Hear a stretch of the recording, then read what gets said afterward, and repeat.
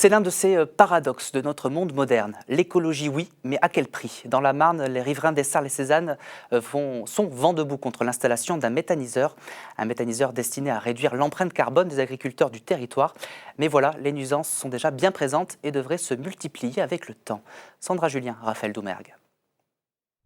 Il est installé sur un terrain de 5 hectares. Le méthaniseur de la SAS Biomarne entrera en activité en novembre prochain. En témoigne ce va-et-vient depuis quelques jours de véhicules agricoles. En dépit des accords passés avec la mairie pour éviter le village, les habitants du hameau du Châtelot disent subir cette circulation. Alors moi j'ai double peine, parce que je les vois passer dans un sens et je les vois passer dans l'autre. Ce qui veut dire qu'en fin de compte, s'ils respectaient, j'aurais au moins la moitié des nuisances en moins. La dernière fois, sur même pas 1 kilomètre, j'ai calculé, j'ai été doublée par plus de 8 camions. J'essaye d'aller ailleurs, mais les chemins sont défoncés, il y a d'autres...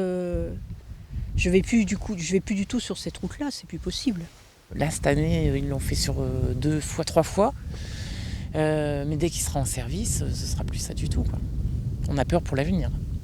Il est prévu, comme c'est un 99,9, il est prévu 120 camions par jour. Il pointe du doigt l'état de certaines routes, pas du tout conçues pour supporter un tel trafic. Il s'inquiète aussi de l'activité que le méthaniseur générera une fois en route. Certains espèrent faire entendre leur voix par le biais d'un collectif qui dénonce les dérives autour des énergies. On minimise les impacts, on minimise la capacité d'intrants qu'il va y avoir dans les méthaniseurs. Et on ne parle pas de toutes les pollutions externes et de tout ce qui va rentrer dans le méthaniseur. C'est-à-dire qu'aujourd'hui, tout le monde est persuadé que c'est du verre, du recyclage de déchets, etc., du lisier, mais ce n'est pas que ça.